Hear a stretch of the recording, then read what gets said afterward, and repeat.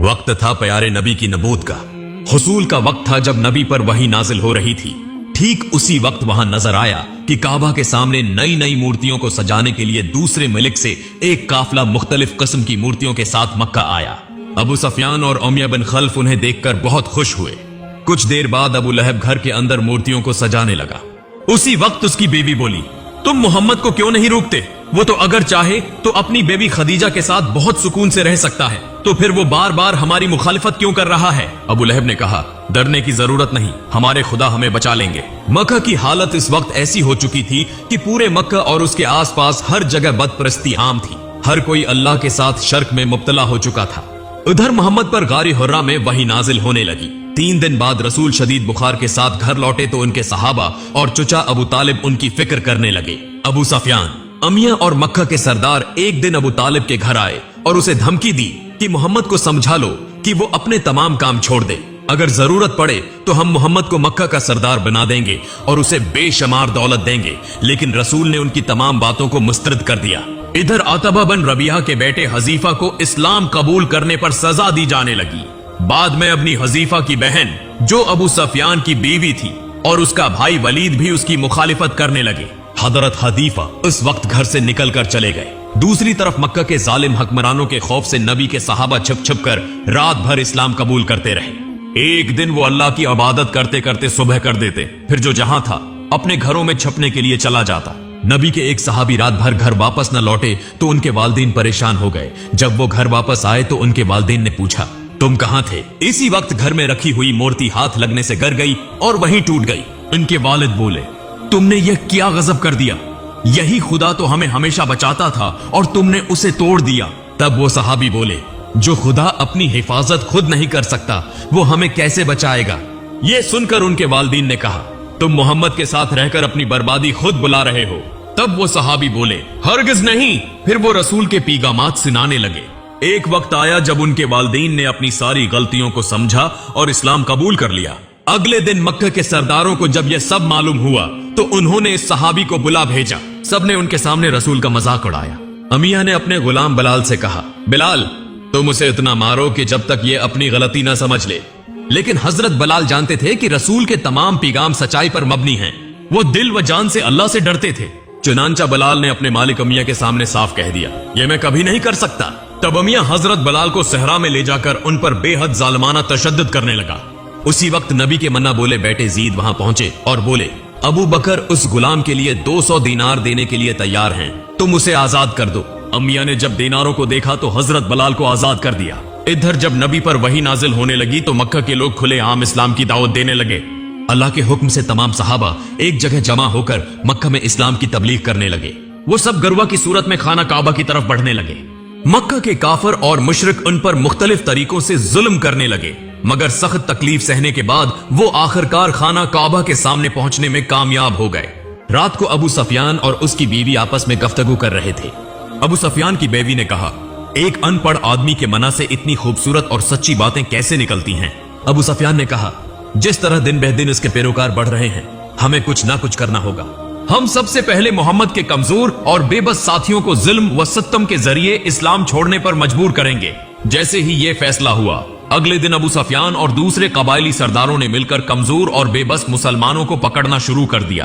उन्होंने उन पर बेइंतहा जालिमाना तशद्दुद किया, यहां तक कि एक मौका पर अबू जहल ने हजरत समिया को शदीद जख्मी करके शहीद कर दिया। कुछ देर बाद वहां हजरत हमजा, हजरत अब्बास और नबी के मना बोले बेटे जीद पहुंचे। जब उन्होंने सहाबा की तकलीफदह हालत देखी तो जीद ने कहा, तुम लोग हबशा चले जाओ, क्योंकि वहां का बादशाह एक नहायत इंसाफ पसंद और दीनदार ईसाई हुक्मरान है। चुनांचा सब लोग वहां रवाना होने लगे। इधर अबू सफियान को जब उसकी खबर मिली तो उसने अपने एक साथी से कहा, तुम फौरन हबशा जाओ और देखो कि वो लोग वहां क्या कर रहे हैं और सारी खबरें मुझे लाकर दो। चुनांचा उसने उस आदमी को हबशा भेज दिया, क्योंकि अगर मक्का से बाहर अबू सफियान की हरकतों की खबर फैल जाती तो उसके कारोबार पर बुरा असर पड़ता। अबू सफियान का आदमी फौरन हबशा पहुंचा।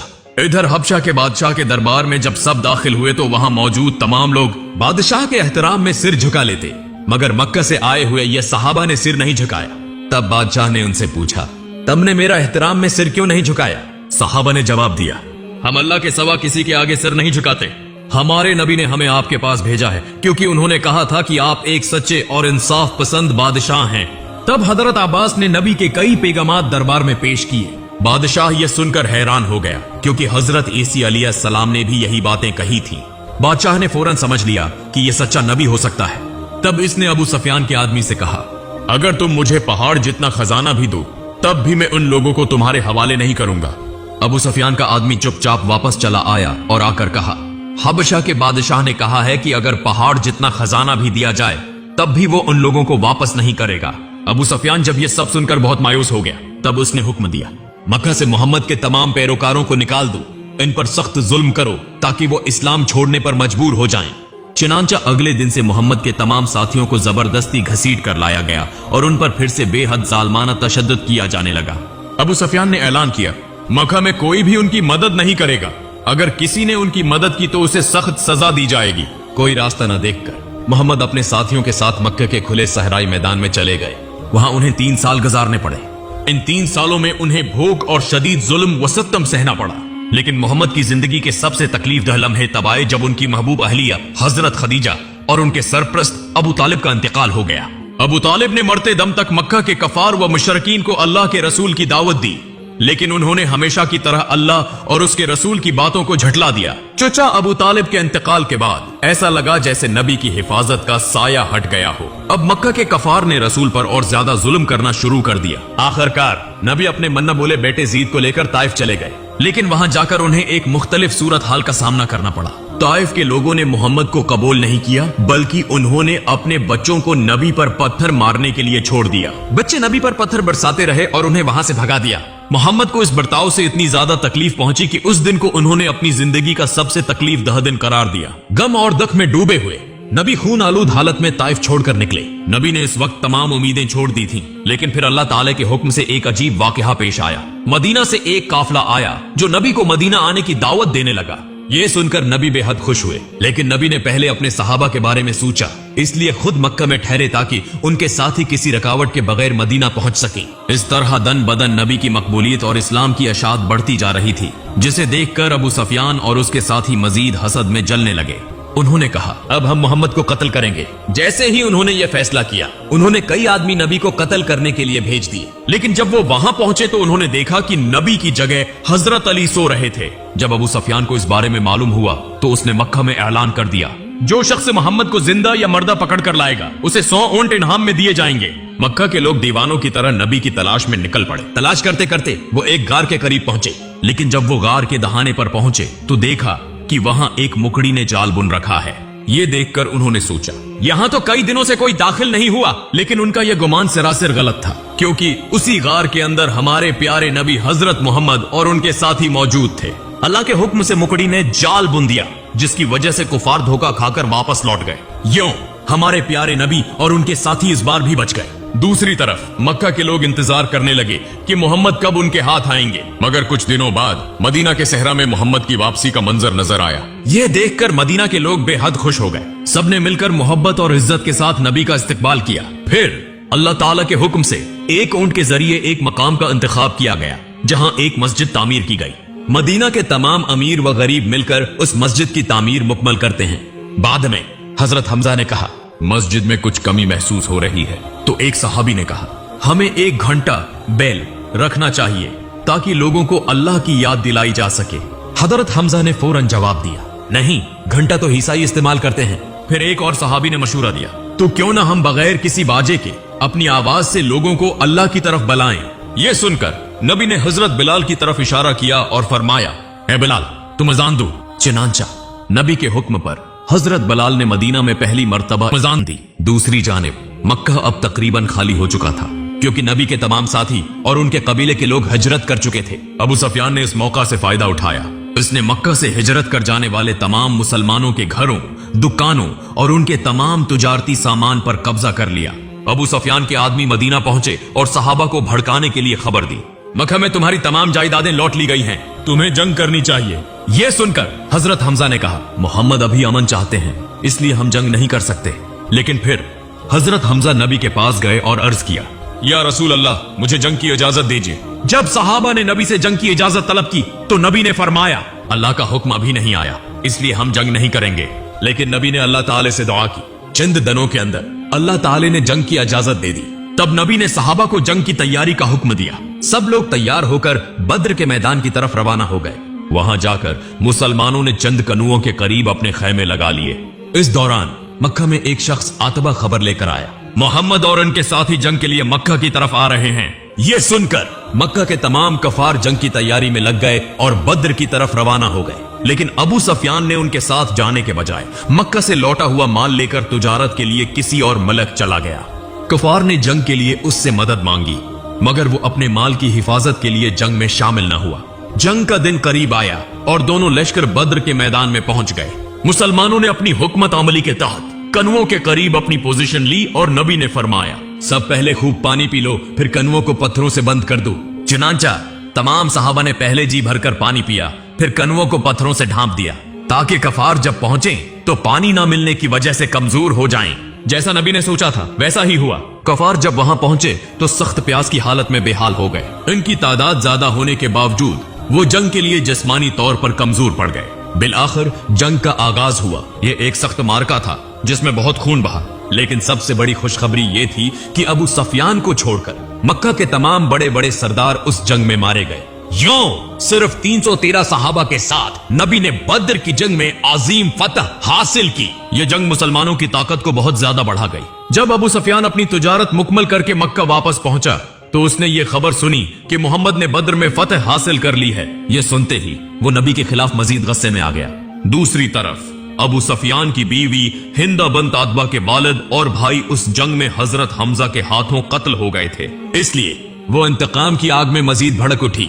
अबू सफियान के लश्कर में एक ऐसा शख्स था जो बहुत माहिर तीरंदाज था और उसका निशाना इंतहाई दरअसत था। अबू सफियान की बीवी इस तीरंदाज के पास गई और कहा, अगर तुम हजरत हमजा को कत्ल कर दो तो मैं तुम्हें बहुत सारी सोने की अशरफियां दूंगी और तुम्हें आजाद कर दूंगी। यूं एक साल गुजर गया। फिर एक दिन एक सहाबी मक्का से खबर लेकर आए कि मक्का के लोग बदर की जंग का बदला लेने के लिए एक और जंग की तैयारी कर रहे हैं। उनकी तादाद मुसलमानों से बहुत ज्यादा है। यह खबर मुसलमानों के लिए फिक्र की बात थी। वक्त गुजरता गया और आखिरकार जंग का दिन आ गया। अहद के पहाड़ के सामने दोनों लश्कर आमने सामने हुए। नबी ने सहाबा को दो गिरोहों में तकसीम किया। एक गिरवा जंग करेगा, दूसरा गिरवा जबल रुमात पहाड़ पर खड़ा होकर पहरा देगा ताकि दुश्मन पीछे से हमला न कर सके। नबी ने बार बार ताकीद की, चाहे कुछ भी हो जाए पहाड़ न छोड़ना। फिर जंग का आगाज हुआ। इसी दौरान अबू सफियान की बीवी के मुंतखब माहिर तीरंदाज ने मौका देखकर हजरत हमजा पर तीर चलाया। हजरत हमजा शहीद हो गए। ये देखकर मुसलमान बहुत गुस्से में आ गए। कुफार भागने लगे और मुसलमानों ने समझा कि वो जंग जीत चुके हैं। यह देखकर पहाड़ पर मौजूद सहाबा भी नीचे उतर आए। ये उनकी सबसे बड़ी गलती थी। अबू सफियान ने पहले से खालिद बिन वलीद को मुकर्रर किया था। वो दूर से जंग का जायजा ले रहा था। जैसे ही मुहाफिज सहाबा ने पहाड़ छोड़ा, खालिद बिन वलीद ने अपनी फौज के साथ पीछे से हमला कर दिया। मुसलमानों को अचानक पीछे से हमला का सामना करना पड़ा। बहुत से मुसलमान शहीद हो गए और हालात खराब होते चले गए। आखिरकार मुसलमान पसपा हो गए और जंग में शिकस्त खा ली। जंग खत्म होने के बाद अबू सफियान की बीवी हजरत हमजा के लाश के पास पहुंची। उसने उनका सीना चाक किया और उनका कलेजा चबाने की कोशिश की। वक्त गुजरता गया। नबी और सहाबा एक बड़े काफिले के साथ इस्लाम की तबलीग के लिए निकले। रास्ते में खालिद बिन वलीद अपनी फौज के साथ हमला करने के लिए पहुंच गया, लेकिन मुसलमानों के हसन सलूक ने खालिद बिन वलीद को मुतासर कर दिया। वो बगैर कुछ कहे वहां से वापस चला गया। दूसरी तरफ नबी ने कफारी मक्का के साथ एक मुआहदा किया, 10 साल तक कोई किसी पर हमला नहीं करेगा। यह मुसलमानों के लिए सबसे बड़ा मौका था। मुसलमानों ने उन 10 सालों में इस्लाम को दुनिया भर में फैलाने का मंसूबा बनाया। नबी ने अपने सहाबा को मुख्तलिफ मुल्कों में तबलीग के लिए भेजा। दुन बेदुन इस्लाम तेजी से फैलने लगा। कई कफार और मुशरिकीन इस्लाम कबूल करने लगे। यहां तक कि खालिद बिन वलीद, जिसने अहद की जंग में मुसलमानों को हराया था, उसने भी इस्लाम कबूल कर लिया। एक दिन कुछ कफार व मुशरिकीन ने मुसलमानों के काफिले पर अचानक हमला कर दिया।